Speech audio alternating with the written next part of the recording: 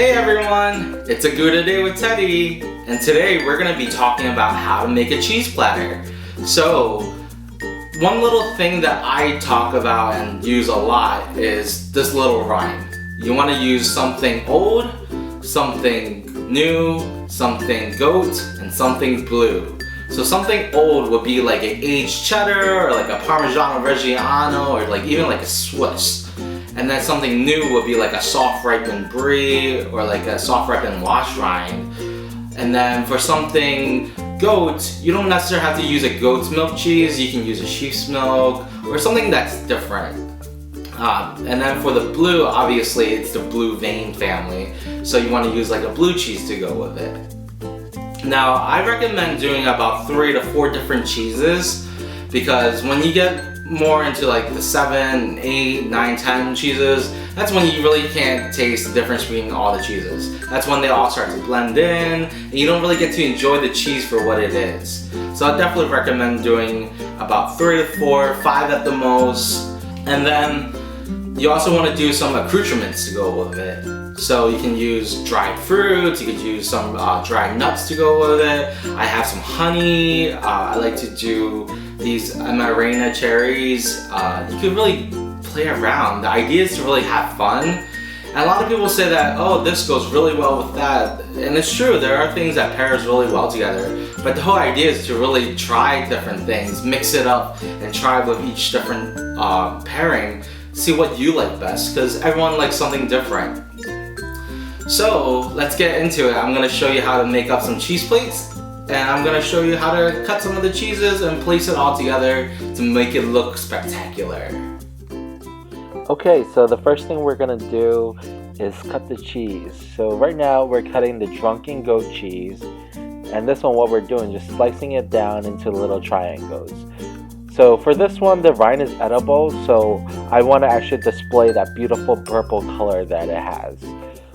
So we sliced it into little triangles, and then we're going to place half of the chunk on the platter, and then we're going to shingle the triangles down alongside of it. And it really doesn't matter which way you shingle it, it's really up to you, it's all about preference. So you can see on the plate I also have the summer in Italy and the bleu de verne on the other side that I just sliced up and put on the side, whereas the summer in Italy I left as a whole so that people can serve it, and you can actually see the beautiful color it gives to the cheese platter. And then in the little bowl I have some Armenia cherries, and then some apricots on the side, some of the dried cranberries to go with the blue cheese. And then right now I'm just going to slice up some French baguette to pair with the blue cheese. So it's like a little vessel to hold the cheese. So for portion sizes of the cheese, you want to serve about 1 ounce to 1.5 ounces of each cheese. For this one, I have about half a pound of each cheese, so this will feed about 4 to 5 different people. And then next, I'm just adding on some fresh thyme to add some color to it. And then inside that little cup, I have some lemon curd to pair with the cheeses. So remember, the idea is to have fun. So you kind of mix and match and choose different things to go with the cheeses, and you play around with it. And then the finishing touches, I add some spreaders to easily serve the cheeses.